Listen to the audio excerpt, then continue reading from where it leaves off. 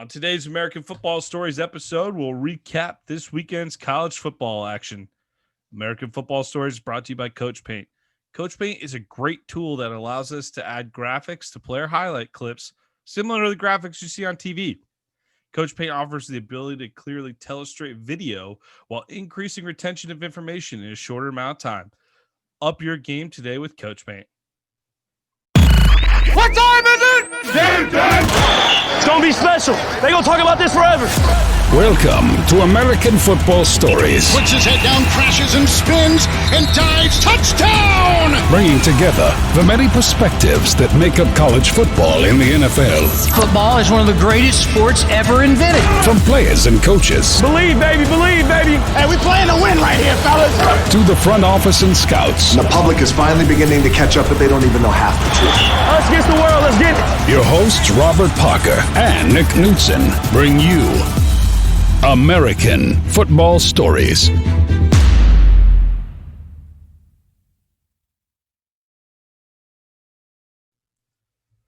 Cut. Intro music here. Back in 3, 2, 1. Action. Welcome to the American Football Stories podcast brought to you by Coach Paint. Today is October 11, 2020. I'm Nick Knudsen here with my co-host, Robert Parker. How's it going, Rob? How's it going, Nick? Ready to talk some football? Let's do it. We're going to do college football here, jumping right in. Couple postponed games. We've been noting these because it's 2020, and that's what happens.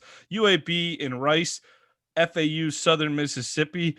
I believe that FAU was a COVID situation, but they also kind of had a hurricane coming their way up at Southern Miss this weekend, so there's probably multiple reasons to can't postpone that one at least. One team that didn't have a postponed game on Thursday night was the Houston Cougars. They finally got to play some football. They beat Tulane 49-31 on Friday night. Louisville went to Georgia Tech, and the Yellow Jackets defeated the Cardinals 46-27. Good performance by Jeff Sims in the little bit that I watched. All right, Saturday, we're going to follow with the rankings. So we start with number 1 Clemson in Death Valley on Saturday night. Well, for all the terrible reads I had this weekend, Rob, I lost a few bucks on the betting circuit here, but I was dead on this one.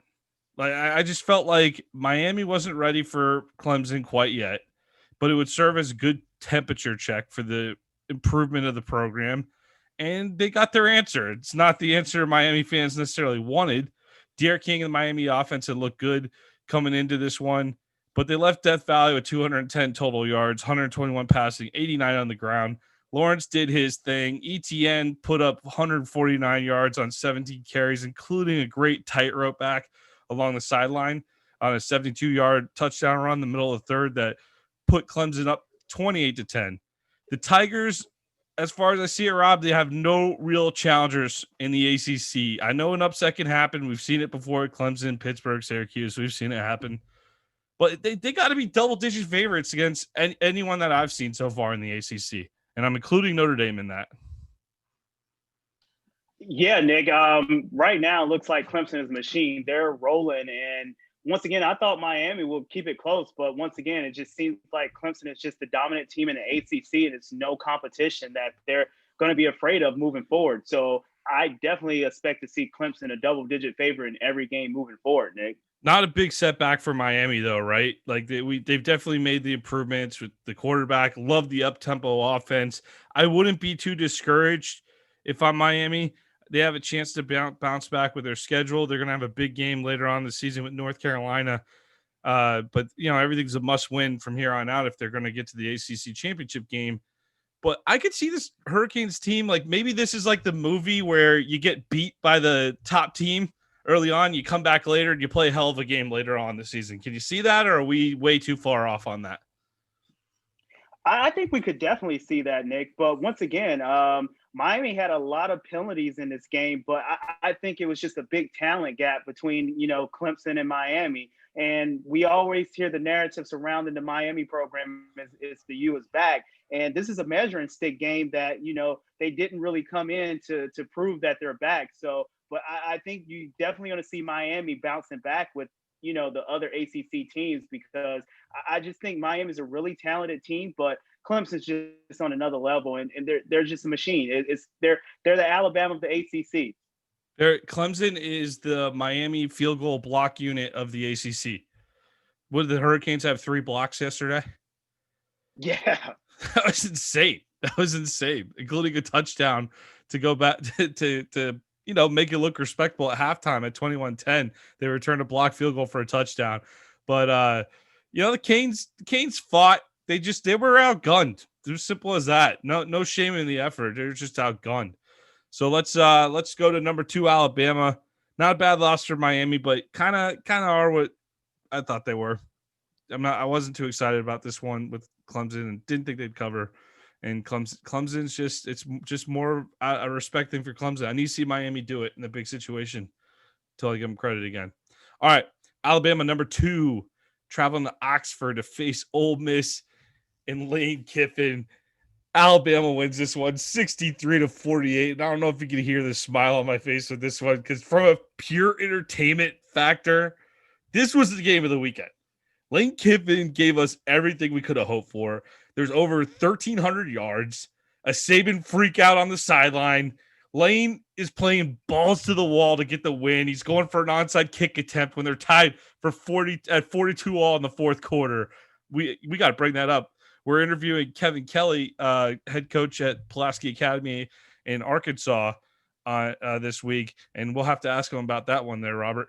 But yeah, Lane Kiffin just was going all in, just how we thought. Now, I can see a Bama fan being outraged over the defensive performance, but how many times are we going to have to watch this Ole Miss run up and down the field against everyone they play before we just give them credit for being great on offense? Matt Corral goes for 385. Snoop Conner ran for 128. Temple transfer tight end Kenny Yeboah hauls in 7 for 181. Usual suspects for the Tide: Mac Jones 417. Najee scores 5 TDs, runs for 205. Devontae Smith racks up 13 receptions for 164 yards. Bama's Bama. They could do anything. We're not surprised by that. I just can't wait to watch what Lane does with this Ole Miss football program if he already has them playing like this 3 games into his tenure.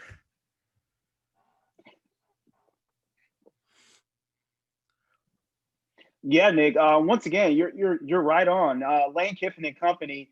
Ole Miss racked up 647 yards, and they converted 9 of 17 third downs and went 4 of 4 on fourth downs. That goes to show you the type of confidence that Lane Kiffin has within himself as being an offensive genius.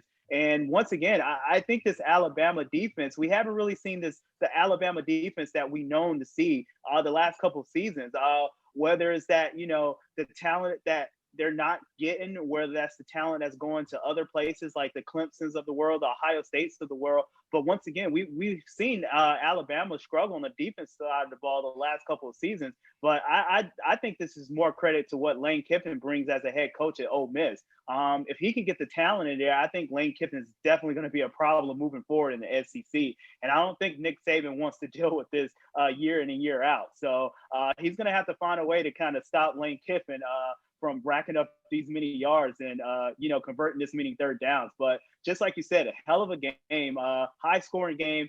I was just so shocked that Alabama defense really didn't have an answer. But once again, the talent gap was just there for Alabama, and they just kind of pulled away, especially with Najee Harris running the ball and Mac Jones racking up the yards through the air. But once again, this was one of the most exciting games. It seemed to be like basketball on turf. It was so back and forth.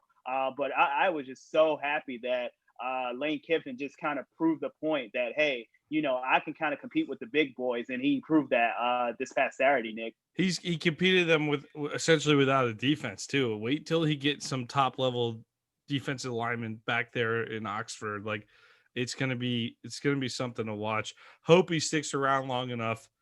I hope he actually gets a chance to develop it, because I would love nothing more than an annual Lane Kiffin, Nick Saban grudge match, especially Ole Miss and Alabama. They tend to be kind of like early to mid season too. So it's not like one you'll have to wait for till deep into November. So we'll keep our eye on that going forward. Tennessee traveling to Georgia, the number 14 Volunteers. Man, they put up a fight. It wasn't a bad effort. 44-21, the Dogs get the win. But Tennessee, they held a 21-14 lead at the half. But turnovers got the best of them in the second half, especially Jared Guarantano. Stetson Bennett, he's not going to wow you, but he does what Kirby Smart and offensive coordinator Todd Monken ask of him. He's a steady performer. Depending on how he looks at Bama this week, Georgia's going to Alabama this week. The job may be his to keep at this point, which is a little shocking to think about. All the talk we did about the UGA quarterback room in the offseason, Stetson Bennett's name didn't come up that much. But I think they just stay balanced with Bennett. They put the hands in their excellent running backs, the ball in the hands of their excellent running backs. In a week after dominating a game on the ground, the Volunteers come into Athens and they just get absolutely crushed by that Georgia run defense. So Georgia can run the ball. They can stop the ball. They can stop the run. Stetson Bennett could be your guy as long as you play that formula all year. But Tennessee, as far as the Vols, they're coming along. But don't be surprised if they give Bama or Florida a hard time this season. I think that was a disappointing second half, but they sure looked good in the first half, Rob. They really did, Nick. And once again, I thought this was a game for Tennessee, kind of like the game for Miami. I think just like we talked about, the narrative surrounding the Miami program is the U back. And we say the same thing about Tennessee. So this was definitely a measuring stick game. And just like you said, in the first half, they came out and they played really, really tough. But once again, this Georgia defense is probably one of the best defenses in the nation. And if Stetson Bennett can just manage the game and they can get, the running backs as Zamir White and James Cook to kind of run the ball, this Georgia team is going to be a hard out. And pretty much they're going to prove that with Alabama. If they can put up points on Alabama, I think they have the defense to stop Alabama on the offense side of the ball. So this should be a pretty good matchup moving forward. But I think Tennessee is getting there. But once again, they're still a couple years away from actually being the Tennessee football program that we came to know over the early 90s and the late 90s, Nick. But once again, good effort for Tennessee, but they're just not there yet. But you tip your hats off to Georgia, and that defense is just tremendous, Nick. You know how we'll tell if they make progress? They got the next 3 games: Kentucky, Alabama, Arkansas. If Tennessee is truly where we think they are, I have a lot of respect for Kentucky, but if Tennessee is really talking about competing amongst the elite, hey, look, Kentucky can rise up for a game or two against the top level of the SEC, but they can't do it week in and week out. Kentucky's not going to go. I don't think they're striking the fear in the hearts of Nick Saban if they go into Tuscaloosa. That's my point. So I'm not trying to be disrespectful, just making that general point. So I think that Tennessee, if they're going to show their back, they bounce back next week. They take care of the Kentucky Wildcats. That'll be one good sign. Go play Bama tough, and then take care of a scrappy Arkansas team, who we'll get to both of those teams later. But this schedule is kind of tough for Tennessee down the stretch, so they'll get a chance to prove themselves. And of course, they cap their season off. Florida goes to Tennessee, goes to Knoxville, the final game of the year. So we'll see how that one could have some meaning by the end of the year. But right now, maybe they'll just be playing for second because the Dogs are still sitting on top. Florida. We'll get into that one now. And I'm trying to think. You and I are outwardly, we admit that we're Florida Gator guys. I'm went to school there, big fan. I'm trying to think of the last time I was this disappointed in the Gators, though. They go into Aggie land. They end up losing 41-38. For those of you that listened to the podcast last week, I ripped into Texas A&M pretty good and feeling pretty stupid about it right now. But I hadn't seen anything from them. That was a terrible performance they put on against Alabama. The last decade for Florida, though, it was really something awful. So you just kind of grew numb and not much disappointed, because if you don't have expectations, you can't be disappointed, right? But Trask in the offense this year, you can tell they're truly special. They showed it again on Saturday. Like, we knew this coming in, but we also knew the defense showed us a few red flags in the first couple games. But I didn't see this coming. Florida made Mond and A&M look like an elite offense just 2 weeks ago. The Aggies could barely tie their shoes, or really just a week ago. the Aggies could barely tie their shoes in Tuscaloosa. I ripped their progress of their program in year 3 under Jimbo. Is it like, I don't know if you remember this, but I said, is it too much to ask to not have to change the channel by halftime? Like, I'd like to at least see him compete. It's because I have faith in what Jimbo could build. I think they could build something good. But the Aggies, they came through. They played their best game of the Jimbo Fisher era, I believe, and they end up beating the Gators on a last-second field goal. Just for some perspective, Rob. Sorry I'm long-winded on this one, but I got a lot to get out. Florida scored on 6 of 8 drives, but the Aggies scored at will too. And while the Gators were driving for the go-ahead score, a missed assignment by left tackle Stone Forsythe allowed Aggie linebacker Buddy Johnson to accelerate laterally at full speed. And he laid a good hit on running back Malik Davis for the Gators, knocked the ball loose. A&M jumps on it. They drive down for the winning field goal. I went through the play-by-play on this one. The Aggies ran 74 plays on the day, and Florida surrendered 10 yards or more on 22 of those plays. It's a great win for Jimbo and A&M, but man, this defense for the Gators, they're really going to hold. They're going to hold the Gators back. It's looking like this season. What are your thoughts on this game, Rob?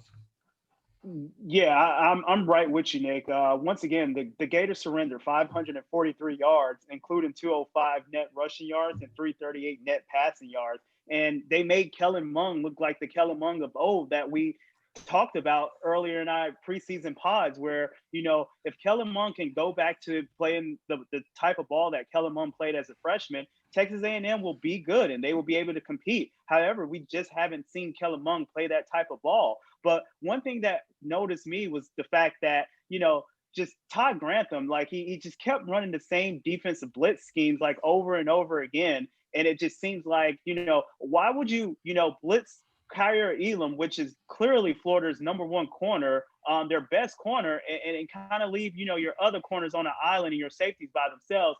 And that was kind of the telltale of the game. And Kellen Mond was kind of picking his poison, you know, throughout the whole game. And the running game, the Gators could not stop the running running game, and it showed. Isaiah Spiller played great. Yeah, he had a day. He was a dude for the Aggies, and Kellen Mond was also a dude. But one thing that, you know, I look back on is one of the missed blown calls by the refs on a catch of Kyle Pitts. I think that should have been reviewed. I know, you know, college and NFL is a little bit different. So once again, but that was definitely a catch on the back shoulder throw with Kyle Pitts. I don't know if you remember. Did you that think one so? I thought it hit the ground. I know which one you're talking about, but it looked like it hit the ground to me. Me personally, I thought he got his arms under it, and you know, the rules kind of say if you get your ball, your hands and your arms underneath the ball, and you don't use the ground to trap it, it should be ruled as a catch. So that was one thing that stood out to me, and also the fumble that Sean Davis you know, had against one of the Texas A&M players, where the Gators picked it up, but the referees kind of blowed it dead. That should have been a live ball. I didn't understand that. Yeah. So those two things kind of, you know, hurt the Gators. But once again, it was definitely came down to the defense. The offense side of the ball for the Gators looked, you know, lights out. Kyle Trask and Kyle Pitts looks like, you know, one of the best, you know, receiver tandems, tight end tandems in the nation. Kyle Trask looks so comfortable in that offense. I really think Dan Mullen needs to lean on the running game a little bit more with Dameon Pierce and not go so much with the running back by committee. But once again, this defense is definitely going to hold the Gators back. But the offense was lights out, and once again, they proved they can kind of score with anyone in the SEC or anyone in the nation. Nick, 38 points, you win a lot of games. Just going to say that.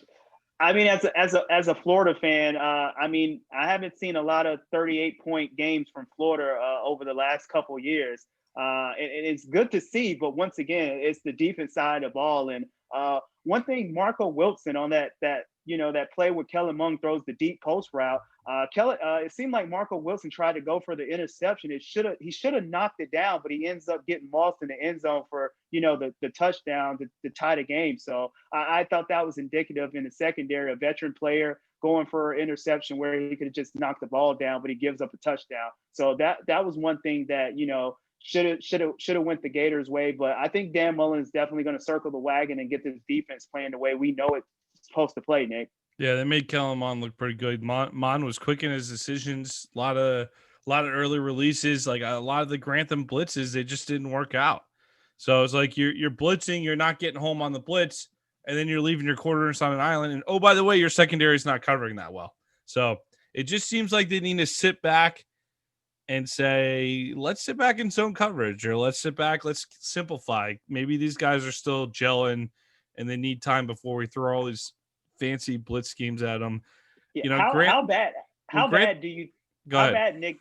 bad Nick do you think Grantham misses John Lick Renard and Zuniga? Yeah, I mean, but that's the thing with Grantham. The problem I have with the fan base getting all over him is, and you could go through and it's the criticism is fair for the record. It's fair of Grantham. But my problem is when they're cooking, when Grantham's scheme is on, it's a thing of beauty to watch sometimes. When that defense gets home, did they have 10 sacks last season against Miami? Like, I mean, when that defense is on, it's a great scheme. But hey, today, Saturday it just wasn't working. But I got a comparison for you, Rob. 2007 Gators, Heisman QB, sloppy team, defense suspect at times. What do you think? You remember that 2007 season that sandwiched the 2 national titles in Gainesville? Yeah. I think this is what we might be watching. I'm not sure the defense gets it solved at this point. I've been the one who's been like, calm down. It's just a couple games. They'll get it together. Man, after watching that, and you know it doesn't help? LSU comes to town next. So whatever the number is, if the number is 150, I'm taking the over on that game. We'll get to LSU in a minute, but just what a loss, man. I think you have to go back to 2008 Ole Miss, or maybe the 2007 Auburn loss for me to be this disappointed in a Gators loss. That's a game they should have won. They end up leaving that on the field. Yeah, definitely a game they should have won, Nick. Definitely a game the Gators should have won. But once again, we're going to talk about that Gator LSU matchup later on, and we're going to get to the Tigers later on as well. Yep, and it's still for the Gators. You can salvage your season by beating Georgia. So that's the end of the day. That's what the season's come down to anyway. That's still on the table. All right, FSU at Notre Dame. We'll go through this one a little quicker. FSU goes on the road. They lose by 16, and my reaction is, hey, that's not bad, Florida State. So I think that really just says about all that needs to be said about the state of the program in Tallahassee right now. But I will compliment Noles quarterback Jordan Travis. He seems to be a little bit of a spark for that FSU offense, Rob. Yeah, he does. I know the thing about James Blackman is that, tough kid. The offensive line just played horrible, the last couple seasons at Florida State, and he's just been taking a pounding. But It just seemed like Jordan Travis can create a little bit more with his feet, and that helps that offense out a lot. So it just seems like Jordan Travis is the guy moving forward. But you take your hats off to Florida State playing a tough game. But once again, there is a talent gap there with Notre Dame, and I think Notre Dame can compete, and probably Notre Dame is probably going to be the Clemson's probably going to be the toughest game that Notre Dame is going to play this year, and vice versa. I think Notre Dame is going to give Clemson a little bit more run than Miami gave them. Well, we got the next best competitor to those two teams likely here. North Carolina taking it to Virginia Tech, putting up 56 on the Hokies, 56-45. Here's another game that went over the 1,000-yard mark, Rob. So all these schools that are just going ballistic about their defense, Alabama, Florida, LSU, plenty of schools out there struggling on defense right now. If that not that it makes you feel any better about your own problems, but just putting that out there. Maybe something with an off season of not tackling, not prepping. Maybe we're seeing how important that off season, those spring ball practices, maybe we're seeing how important all those tackling drills are in the summer right now. But here's another 1,000+ yard game. Hendon Hooker comes in, makes things interesting after Carolina jumps out to a 21-0 lead in the first quarter. But the offense does enough to keep the heels out in front. They clear the Virginia Tech hurdle. They keep the momentum going up in Chapel Hill. Sam Howell gets all the attention, Rob, but North Carolina rushed for almost 400 yards, 399 on the day. Michael Carter goes for 214 on 7 carries with 2 TDs. And Javonte Williams, 20 carries, 169 yards for 2 TDs as well. Talk about the heels, Rob. Yeah, you're right. Sam Howell gets all the credit. He's the the quarterback, of which the quarterback should get all the hype, but Mac Brown kind of leaned on the running game. But I think in order for North Carolina moving forward to be a serious competitor, they have to get that defense side of the ball cleared. They gave up 45 points. That's a lot of points to give up for a Virginia Tech team. And once again, we know they have the offense that, they can score with anyone. But in order to be a competitor in the ACC, to kind of compete with the Clemsons, the Notre Dames, they have to, tighten up on that defense side of the ball. Yeah, for sure. And again, it's not, but that's not something we're seeing necessarily among the top elite competition in college football, maybe outside of Clemson. But let's play our favorite game, Rob. We're going to call it Find That Loss. All right. So North Carolina, you're 3-0 now. Next, you go to Florida State. Win or loss? Is that just tell me if it's going to be a loss? Yes or no? That's a no. Okay. NC State at home. Nope. At Virginia. Nope. At Duke. Nope. First Wake. Nope. First Notre Dame. Nope. Maybe. Nope. Maybe. But I give the edge to North Carolina in this one because I feel like their offense is a little bit more fluid than Notre Dame's.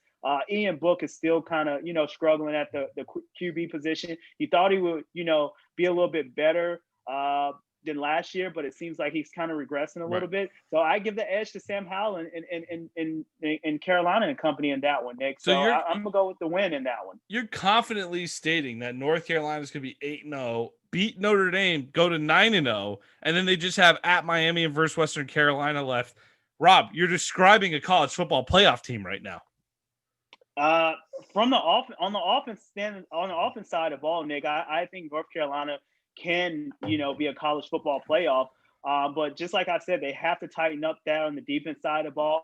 But I really give the edge to North Carolina because of Mac Brown and his coaching experience. He's been there, he's done that. So I really give the edge to Mac Brown in that regards, that he's definitely going to get this team moving in the right direction, and they have the quarterback that can get the job done as well. On paper, I agree with everything you said. I just think I think this North Carolina team's young enough to where they're going to have a stupid slip up along the way. So I don't trust them to go running toward the playoff. But, man, the schedule sure sets up nicely for them. No Clemson in the regular season. That's big. So yeah, and once again, just looking at this offense, Nick, it's kind of pick your poison. You have Donovan Brown, like he's one of the best receivers in the nation, and then with this running game, so it's kind of like, well, do we want to play coverage or do we want to stack the box? I think Brown is one of the best non-route receivers that we have. So it's kind of like, all right, if we leave the guys on the outside one-on-one, Sam Howell's going to make the right decision and throw the ball. Or if we play coverage, we're just going to run the ball. So I think Mac Brown has this thing down to a science, and the weapons that he has on the offense side of the ball complements each other. So I think this North Carolina team is really interested moving forward. So I just want to see how they play. Hopefully they don't drop a game that they should win. And if that's the case, then they're out. But I just expect them, winning every game. Maybe that Miami game, that's probably going to be the toss-up for me. You know, there's like some burnt orange tears every time that North Carolina wins a game and Texas loses a game. I mean, it's really kind of funny to watch that. Texas has just been at a loss since Mac Brown left Austin and was pushed out of Austin. And here he goes to Chapel Hill, and they're top 10. North Carolina, no big deal. All right, let's get back to the SEC. Auburn, 30. Arkansas, 28. Felipe Franks goes for 318, 4 TDs. Devion Warren, Rob, we're going to need to do a scouting report on this guy, wide receiver out of Arkansas. I'm pretty sure he's going to be playing on Sundays. He looks good every time I watch Arkansas play. 5 catches, 95 yards, 2 TDs. Another guy with some good Sunday prospects, running back from Auburn, Tank Bigsby. I noticed him in the passing game against UGA last week, had a couple nice runs after the catch, but really started the running game tonight, 20 attempts for 146. The Hogs took a late lead before giving up a field goal to the Tigers in the final seconds, but controversial play set it up. Bo Nix took the snap under center, which is not common for Auburn to do. He drops the snap on the ground, fumbled it. Ball goes on the ground. He picks it up, and he kind of turns. He pivots his right foot back to where his right arm is behind his body, and he spikes the ball. He clocks the ball. but it looked like he dropped the ball backwards. It looked like he clocked the ball behind him. It sure looked like a backward pass to me. It'd be considered a backward pass and a fumble. Arkansas seemed to believe so. The refs didn't rule it that way. Rob, did you happen to catch that play? Yeah, it was definitely a controversial play. When I looked at it, it seemed like he kind of bobbled and fumbled it a little bit. But once again, it could have went either way. But I really thought Arkansas got the short end of the stick in this one because Auburn eventually kicks the game-winning field goal.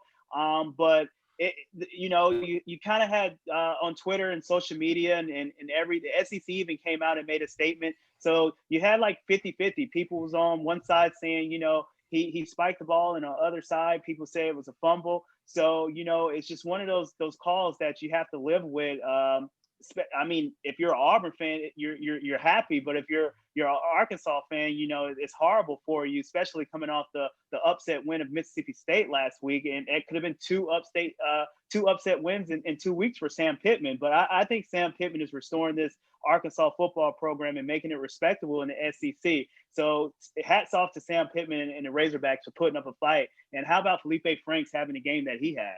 Ooh, yeah, he played good. I'm gonna read you. You went to law school, Rob, for the people that don't know that.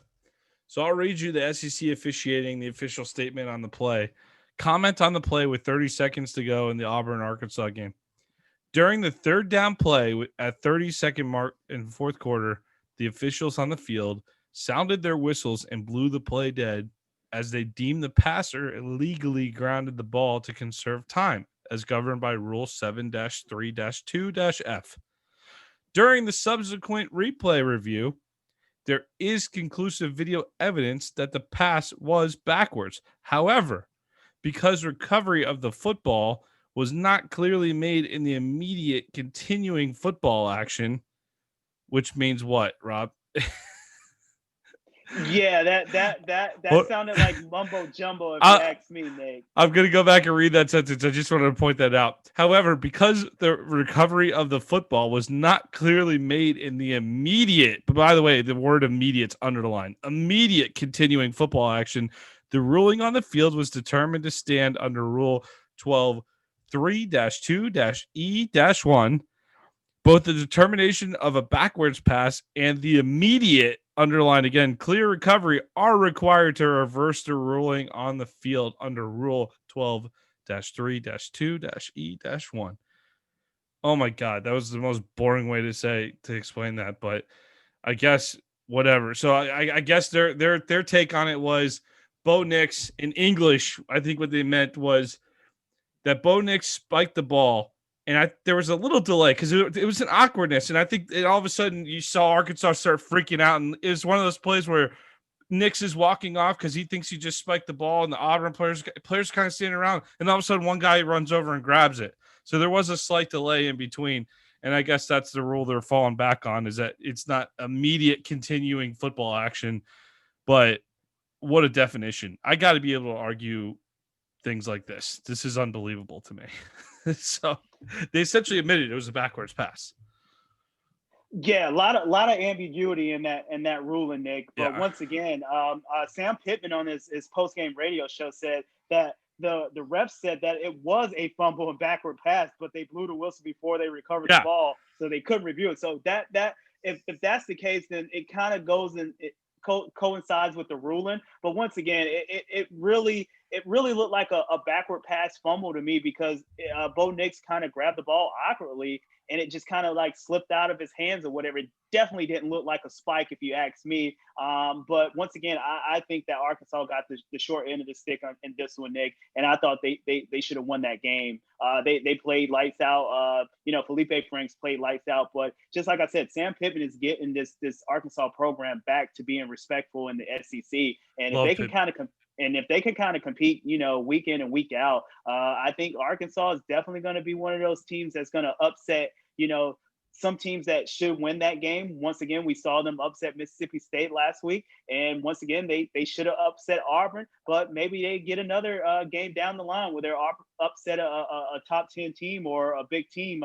So once again, I just really thought Arkansas should have got this win. Big fan of the Pittman hire. Arkansas is playing some good ball, and I'm gonna put the silver lining on it for you, Arkansas fans. At least you're good enough to get screwed, right?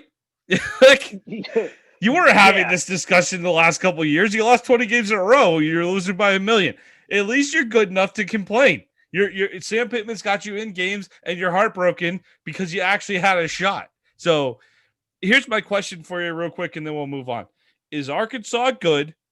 Is Auburn average, or are both of those statements true?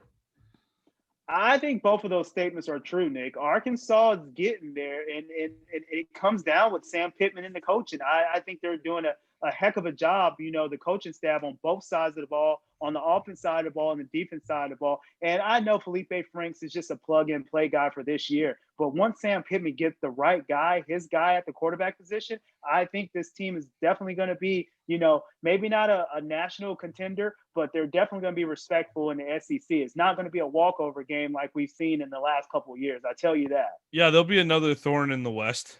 That they're going to be a tough program in the West. So, and it's not, there's a lot of things that are unsettled out there right now, too. Like, we know Alabama's king, but LSU is going to do their thing, too. So, you got to compete with Alabama, LSU. That's already a tall order. Auburn's going to have a one-up. But, between Ole Miss and Mississippi State, you're going to, A&M still got to prove itself a little bit. There's a chance where Arkansas could get to a point where they're a steady bowl team. I think that's success out there. Maybe you have a breakthrough year once every 5 years where you really rise up and try to compete. That's the best case scenario. But we've seen Arkansas go to Atlanta before. It's happened. It's happened before. All right. Texas San Antonio, the road runners go up to Provo. They lose to BYU by 7 points. Good game by UTSA. We're not going to get into that one too much because we got to get into this one. The Missouri Tigers take down national champion LSU 45-41. LSU loses another game to a team we thought was in the lower tier of the SEC. Not only do they lose, though, but they give up 406 yards passing to Mizzou freshman Connor Bazelak. Larry Roundtree added 199 yards on the ground as Eli Drinkwitz's bunch racked up close to 600 yards. LSU held the lead in the fourth quarter. But the national champions were shut out on offense throughout the fourth quarter. Last time, Rob, with Mississippi State, we said, it's first game of the year. Derek Stingley's out. They'll get better. Well, it turns out, much like the Gators, maybe not. Maybe not. You got to feel for Bo Pelini. A huge win for Drinkwitz and Mizzou. So credit to them. They clearly played great. Freshman Connor Bazelak, he got the start. He got all the playing time. It looked like 406 yards. That's excellent. That's excellent stuff. And they were really, it wasn't a fluke. They weren't fluky plays. They were good drives, good sustained drives. Mizzou made plays to win that game. But what is up with LSU, man? What's up with this defense? And are the Gators and Tigers, are we going to witness a punt in Gainesville next week? We might not. But once again, the defending national championships drop out of the AP poll for the first time since 2017.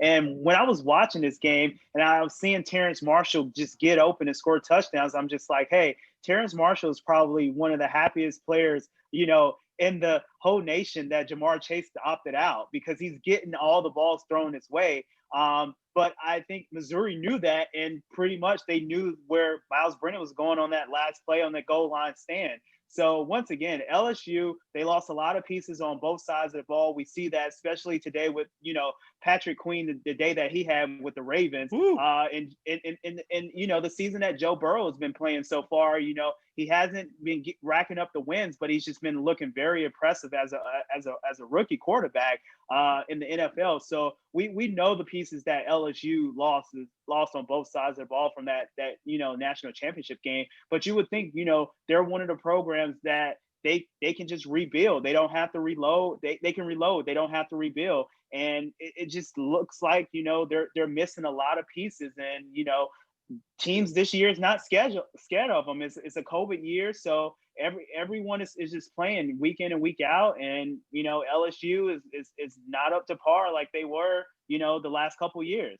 Remember when they gave up, was it 38 to Vandy last year and everyone freaked out about their defense? And then Ole Miss torched them later on. John Rice Plumlee ran all over them. and they just kind of got it together. And that's I thought it was going to be something like that. I thought we were going to see them kind of gel, and they'll figure it out as they go a little bit. But the offense, you're still scoring 41 points on offense. Brennan put up 34 against Mississippi State. I don't think keep in mind, if you go back to pre-Joe Burrow at LSU, I mean, even year one of Joe Burrow wasn't that explosive. It's still kind of a new phenomenon that LSU scores over 30 points a game on a regular basis, right? Like, so we're still getting used to that. But the one thing we are used to at LSU is elite defense. And, man, this loss just boggles the mind. As disappointed as I was as a Gator fan, I can't imagine what LSU fans thinking right now heading into the swamp after this game. And if you're a Florida fan, you're almost thinking like this is kind of a you're thinking this is a W with LSU coming in, right? Yeah, I mean, I thought this was a lock. LSU, against Missouri, but once again, it really seems like they're missing a lot of pieces. I don't want to make excuses because it's kind of the next man up mentality. But I know Ed Orgeron right now is frustrated with that defense side of the ball, just like Dan Mullen is. So we might not see a punt coming this week, Nick. But hopefully we see a good game.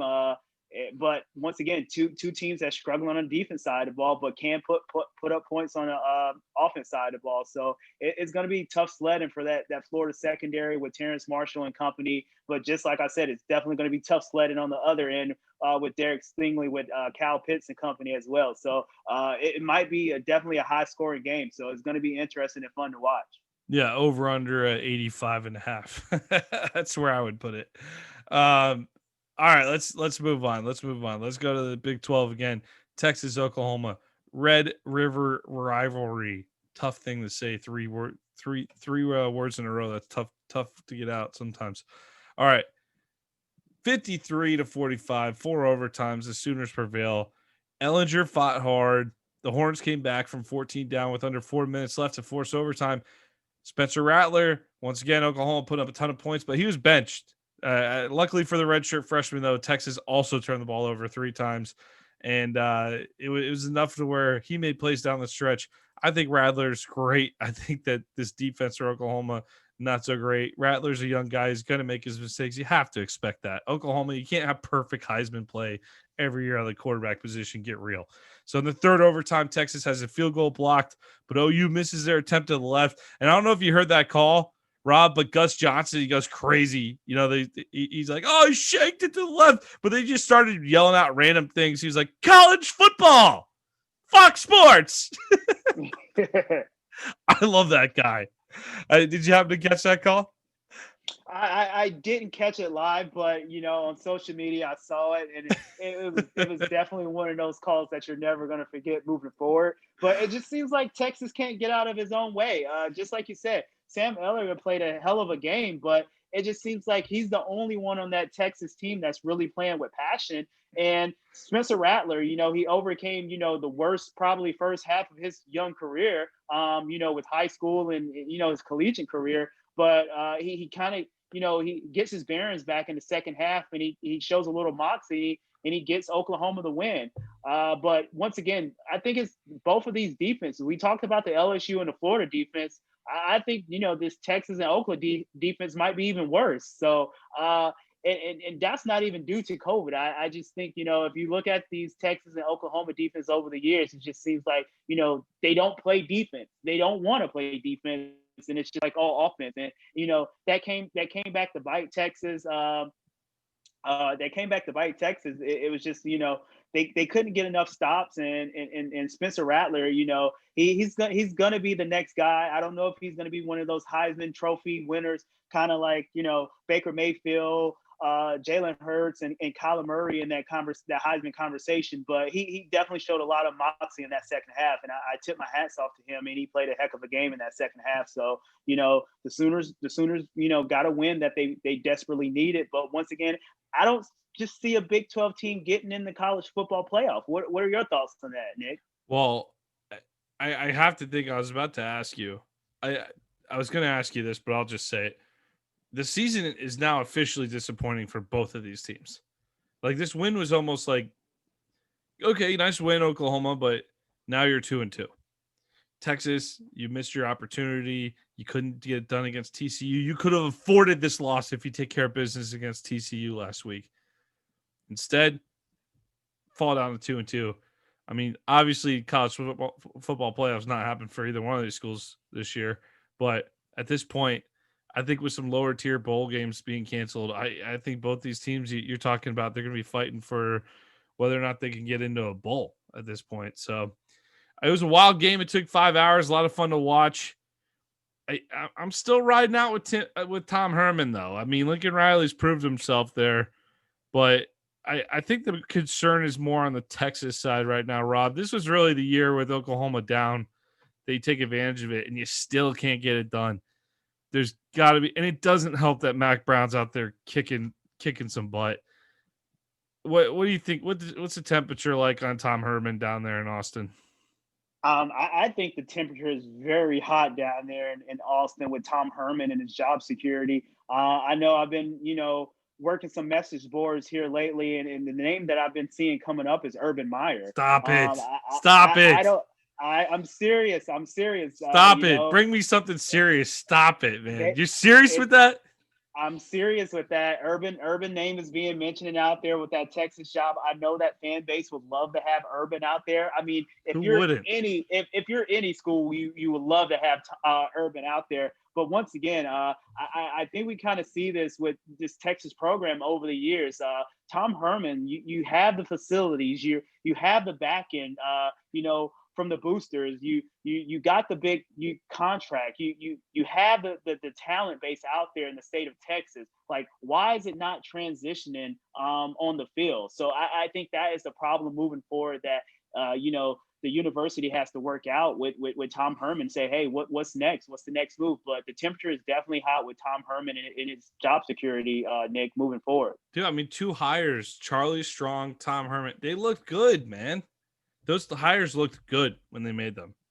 And, I mean, it just shows how tough the Texas job is. The one thing, too, that we do with Texas ain't Oklahoma, okay?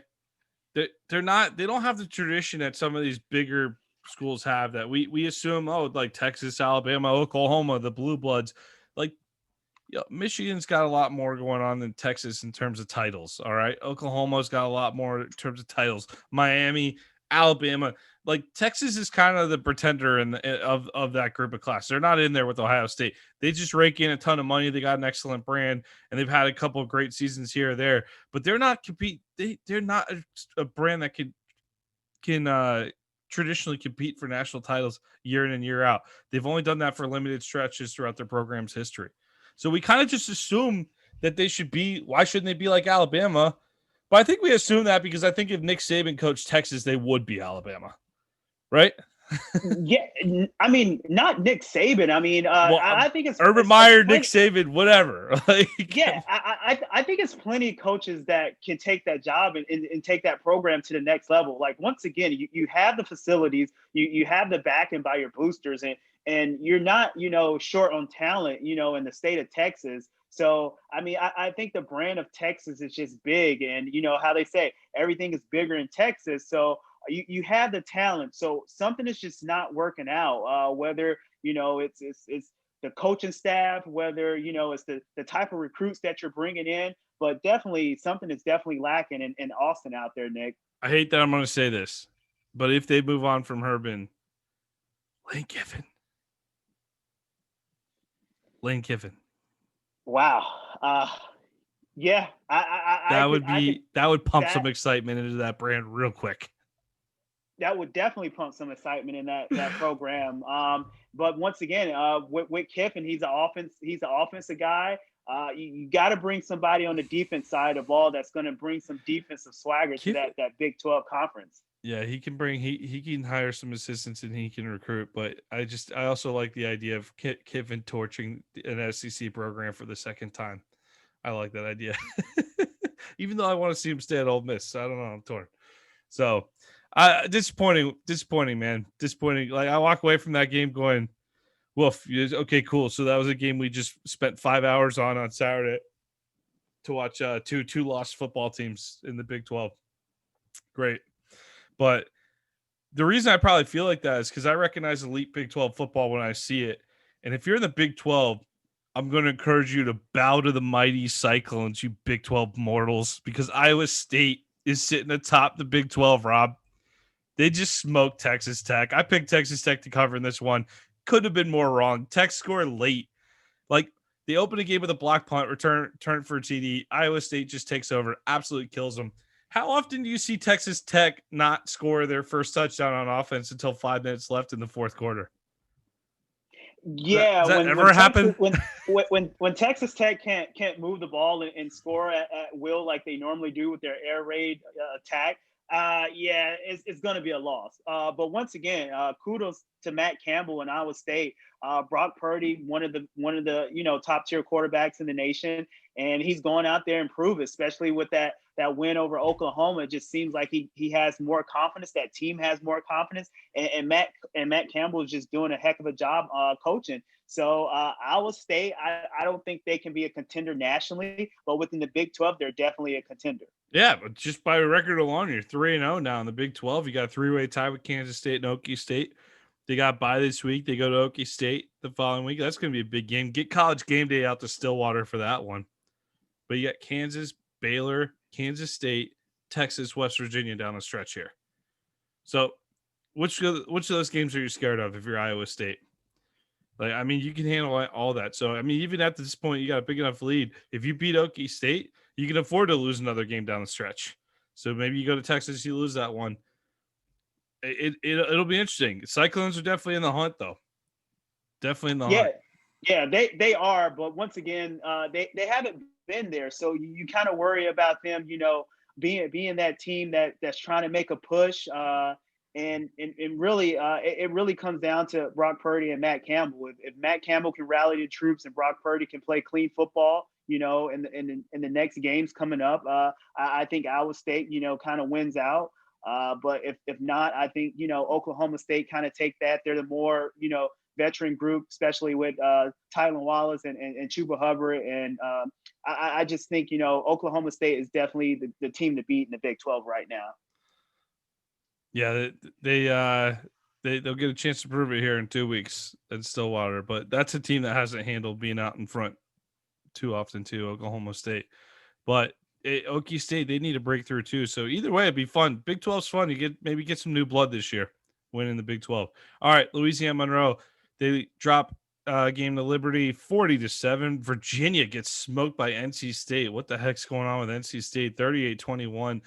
The Cox, they roll into Vandy. South Carolina beats Vandy 41-7. Duke beats Syracuse 38-24. Army 14. The Citadel 9. What? Arkansas State 50.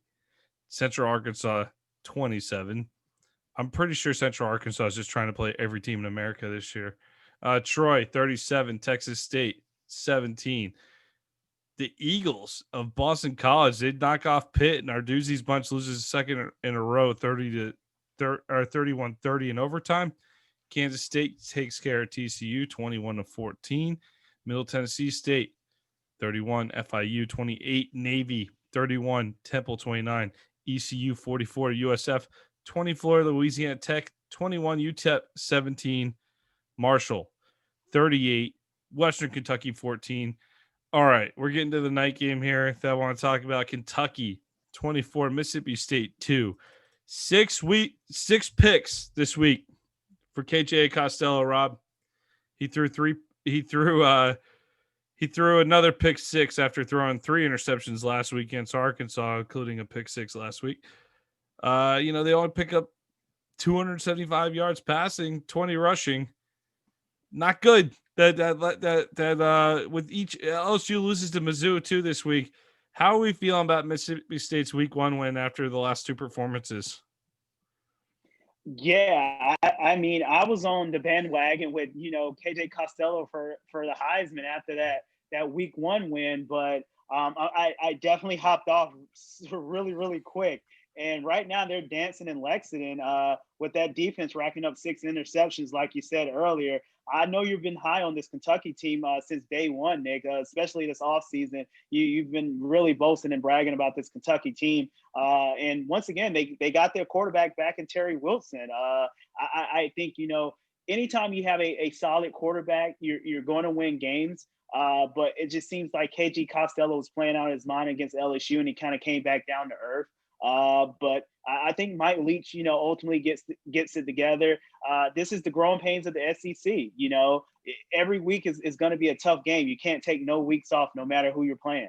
Growing pains is the right word. We didn't expect Mike Leach to walk into LSU and win a game. Whatever LSU is this year, it's still a good win. Mississippi State doesn't go into Death Valley, win a whole lot. Listen, you're going to need to recruit the right pieces there. KJ Costello is supposed to be a stopgap. You got your great memory at Tiger Stadium. Just start treating the rest of the season as icing on the cake if you're Mississippi State. But I think the Bulldogs will pull off another couple. They'll bounce back at some point. But I didn't expect this to be a great season for them in terms of a win-loss record.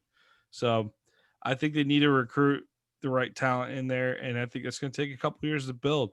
All right, the only other game we got to give a score on here is Charlotte at North Texas. I left them for last for you, Rob.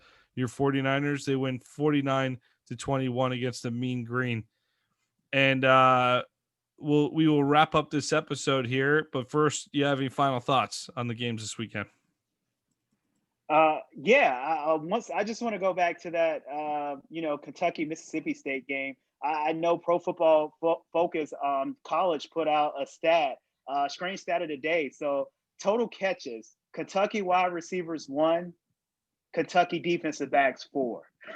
Wow. How about that stat? That's wild. Also shows you how much they like to run the ball. Wilson likes to run. When you have a running back by the name of Kavasier Smoke, I think you have to run the ball and lean on that running game. But once again, that just goes to show you that air raid system and attack in the SEC is definitely going to have its growing pains. And KG Costello was just throwing the ball to the wrong jersey. Yes, sir. Yeah, that's tough. That's a tough break for them. Interesting stat. I like that one. All right, I got something interesting for you, but it's under the Did You Know question of the episode, brought to you by Coach Paint. All right, Rob, we just talked about Iowa State being in great position to compete for the Big 12 title this year. I want to know how many conference titles have been won in the history of Iowa State football. So how many conference titles have been won in the history of Iowa State football? All right. And we'll come back to that question after break.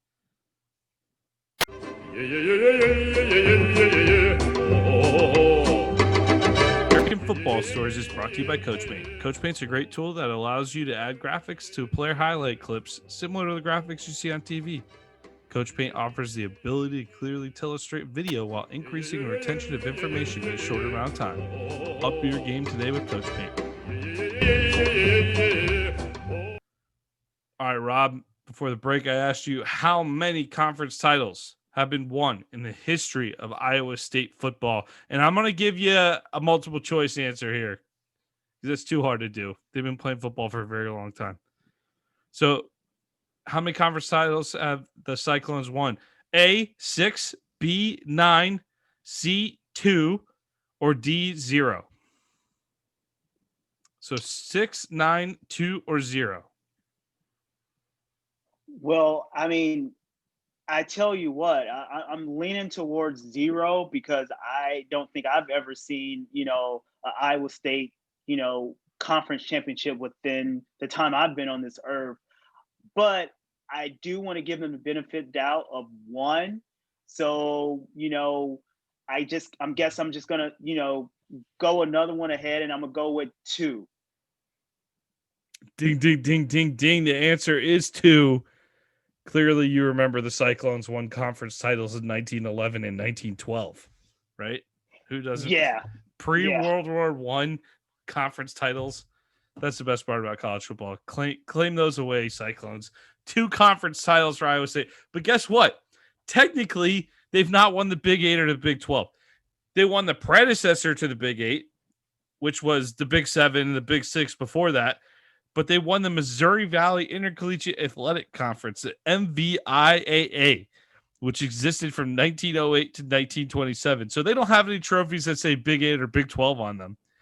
And just to be clear, that original conference, the Missouri Valley, if that sounds familiar to you, the conference was initially formed by an agreement among representatives of 5 schools: Kansas, Missouri, Nebraska, Iowa, and Washington University in St. Louis. Iowa State College and Drake University both joined the conference together in March of 1907. The University of Iowa, who had only took part in football, left after the 1908 season and remained a member of the Big Ten Conference. But the other schools joined the MVIAA, including Kansas State, Grinnell College, Oklahoma, and Oklahoma A&M. In 1928, the conference split apart, with 2 conferences formed, both of whom claimed to be the legitimate heir to MVIAA history. 6 of 7 state schools, all except Oklahoma A&M, reorganized under the MVIAA name. This conference would eventually evolve into the Big 8. Drake, Grinnell, Washington, Oklahoma, and A&M formed the Missouri Valley Conference, which retained the same administrative staff. For the remainder of the Big 8's run, both conferences claimed 1907 as their founding date and the same history through 1927. To this day, it has never been definitively established which conference was the original. And the only reason I like pointing that out, and I read that whole thing I got off of Wikipedia there, is because that's the conference the one that we're not sure is the original. That's the one that Iowa State won twice in 1911 and 1912. So if Matt Campbell wins a Big 12 title for the Iowa State Cyclones this year, it's a really big deal. It's a huge, huge deal. So keep an eye on Ames, Iowa. They could be in for something this fall. Yeah, great history lesson there, Nick. But once again, they're definitely in position to win a Big 12 title. So that would be definitely good for Matt Campbell and that program.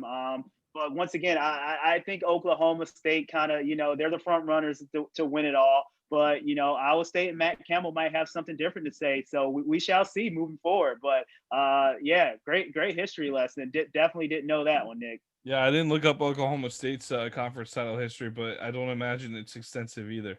So looking forward to that. Iowa State, Oklahoma State game. That's going to be a game in a couple of weeks here to watch out for. So you got any final thoughts or you want to read us out? I'd like to thank the listeners to listen to this episode of American Football Stories. Please find us on Apple Podcasts, Spotify, and YouTube. Please subscribe and rate us 5 stars, and follow us on Twitter at American FB Story, and check out our website at AmericanFootballStories.com. Once again, my name is Robert Parker, and my co-host is Nick Newsom, and we would like to say thank you for listening again, and talk to you again on next episode. You play to win the game. Hello? You play to win the game. You don't play to just play it. That's the great thing about sports. You play to win. And I don't care if you don't have any wins. You go play to win. When you start telling me it doesn't matter, then retire. Get out. Because it matters.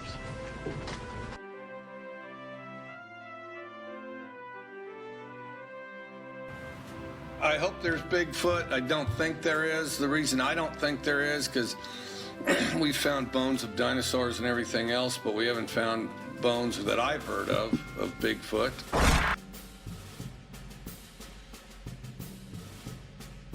I'm very upset. We should have been in the ball game with fast field goal. The coach had sent him in. We shouldn't have sent him in. That's a dang coaching mistake. The kids are playing their tail off, and the coaches are screwing it up.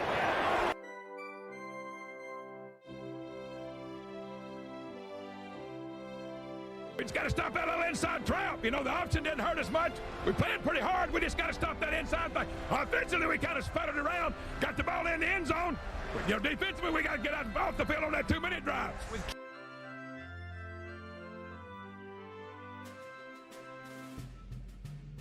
Injuries to your offensive line. What do you do in the second half? Oh, we're just going to play. We just got to keep playing. Thank you, Coach. He has a magnificent personality, I'll tell you. receive a lot of mail during the course of the season, and a lot of it's good mail, a lot of it's bad. And I would say that most of it is good, though, isn't it, Bill? Yeah, I think so. I'd say 95 to 98% of the mail we get is always good. But the one question that keeps coming up where Woody Hayes' name is involved, they say you're a man of no mercy. And yet, frankly, I don't care much what they think.